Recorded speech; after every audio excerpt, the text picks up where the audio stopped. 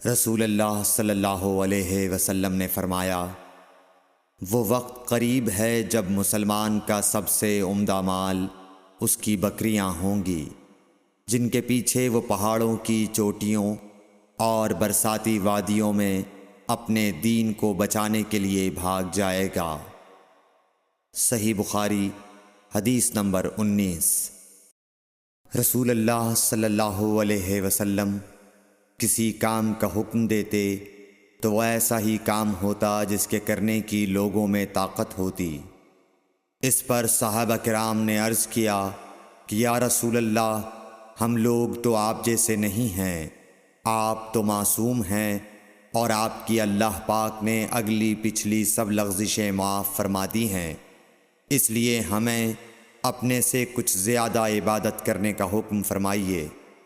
یہ سن کر آپ ناراض ہوئے، حتیٰ کہ خفگی آپ کے چہرہ مبارک سے ظاہر ہونے لگی۔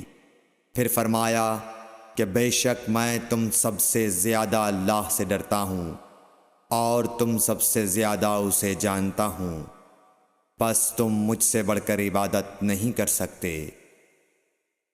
صحیح بخاری حدیث نمبر 20۔ حضور اکرم صلی اللہ علیہ وآلہ وسلم نے ارشاد فرمایا، جس شخص میں یہ 3 باتیں ہوں گی وہ ایمان کا مزہ پالے گا۔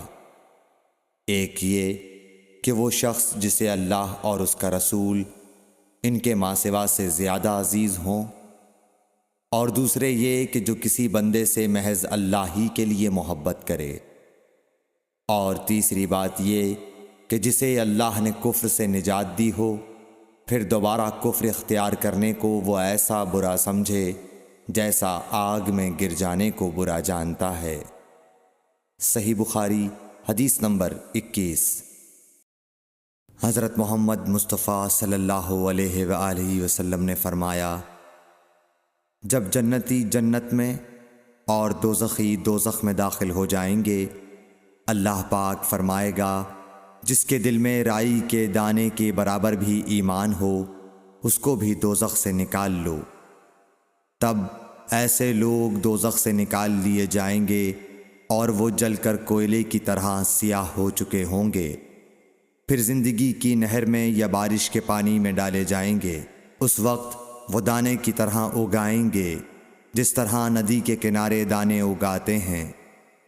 کیا تم نے نہیں دیکھا کہ دانہ زردی مائل پیچ در پیچ نکلتا ہے؟ صحیح بخاری حدیث نمبر 22۔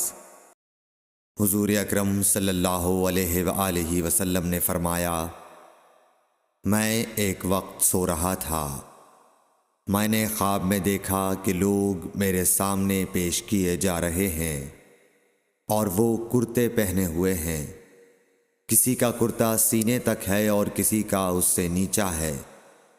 پھر میرے سامنے عمر بن خطاب لائے گئے، ان کے بدن پر جو کرتا تھا اسے وہ گھسیٹ رہے تھے، یعنی ان کا کرتا زمین تک نیچا تھا۔ صحابہ رضی اللہ تعالی عنہ نے پوچھا کہ یا رسول اللہ، اس کی کیا تعبیر ہے؟ آپ نے فرمایا کہ اس سے دین مراد ہے۔ صحیح بخاری حدیث نمبر 23۔ ایک مرتبہ رسول کریم صلی اللہ علیہ وسلم ایک انصاری شخص کے پاس سے گزرے، اس حال میں کہ وہ اپنے ایک بھائی سے کہہ رہے تھے کہ تم اتنی شرم کیوں کرتے ہو؟ آپ نے اس انصاری سے فرمایا کہ اس کو اس کے حال پر رہنے دو، کیونکہ حیا بھی ایمان ہی کا ایک حصہ ہے۔ صحیح بخاری حدیث نمبر 24۔